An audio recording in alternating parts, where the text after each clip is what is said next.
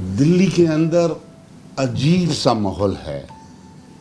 पानी की कमी है, रोड साफ नहीं हो रहे, बिजली धोखा दे रही है और मुख्यमंत्री कह रहे हैं कि मुझे 1 हफ्ते की छूट और दे दी जाए। अखबार इन्हीं खबरों से भरे हुए हैं। किसी को कोई परवाह नहीं है, कोई मीडिया हाउस ऐसा नहीं है जो दिल्ली वालों की समस्याओं को लेकर कुछ लिखे। केवल और केवल पॉलिटिकल बात करने में लगे हैं ये लोग। उनके स्टेटमेंट छाप देते हैं, लेकिन कोई भी पत्रकार ऐसा नहीं है जो कुछ सोचकर, दिमाग लगाकर चर्चा करे, अपना पक्ष रखे, सच्चाई को लोगों तक पहुंचाए। मीडिया हाउस जो कि लोकतंत्र का चौथा स्तंभ माना जाता है, लेकिन वो चौथा स्तंभ अपनी जिम्मेवारी को नहीं निभा रहा है।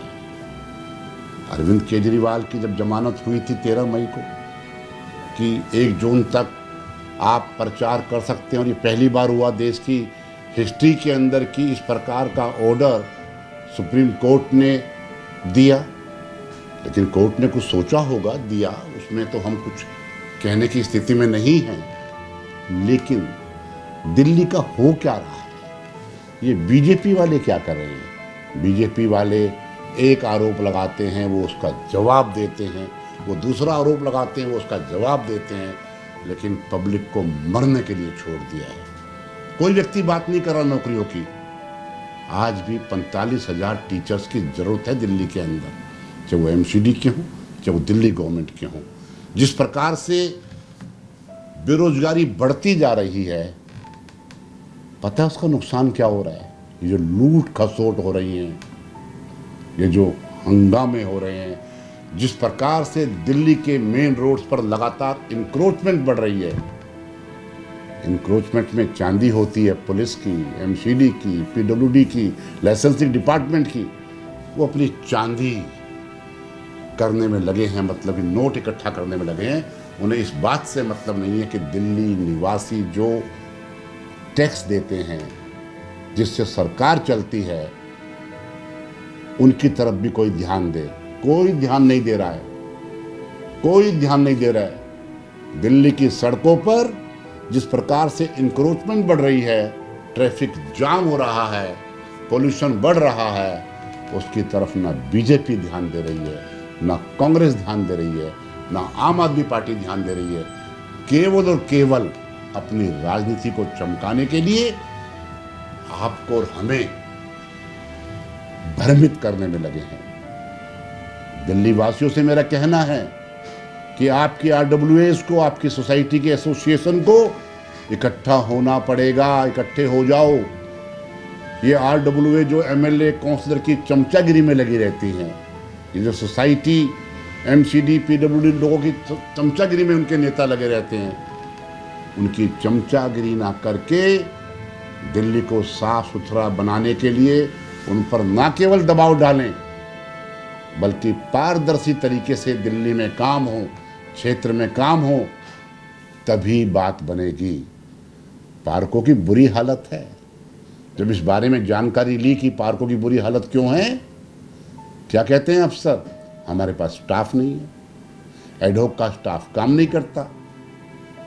हैरानी की बात यह है कि एक जो आम आदमी है वो करे तो करे क्या? जिस रोड पर, जिस डेस्टिनेशन पर पहुंचने के अंदर आधे घंटे का समय लगता था, आज 1.5 2 घंटे लग जाते हैं। एम्बुलेंस फंसी रहती हैं, लेकिन रास्ता नहीं मिलता। कारण इंक्रोचमेंट, अतिक्रमण। इस अतिक्रमण को रोकने के लिए दिल्ली की सभी एसोसिएशंस को, मार्केट एसोसिएशंस को और बाकी जो संगठन है, एनजीओ है, उनको इकट्ठा होना पड़ेगा और भ्रष्ट नेताओं के खिलाफ, ऑफिसर्स के खिलाफ, कर्मचारियों के खिलाफ एकजुट होकर लड़ना पड़ेगा। जब भी हमें इन सारी बीमारियों से निजात मिलेगी। हॉस्पिटल में दवाइयाँ नहीं हैं, दवाइयाँ जहाँ है वहाँ स्टाफ नहीं है, कैसे काम चलेगा? केवल घोषणा, घोषणा और केवल घोषणाएं हैं। दिल्ली बर्बादी की ओर बढ़ रही है। चुनाव निमट चुका है, रिजल्ट जो मर्जी आए, लेकिन दिल्ली वालों एक हो जाओ। दिल्ली को बचाना है, अपने मोहल्ले को बचाना है, अपने घर को बचाना है और ढंग की जिंदगी जीनी है।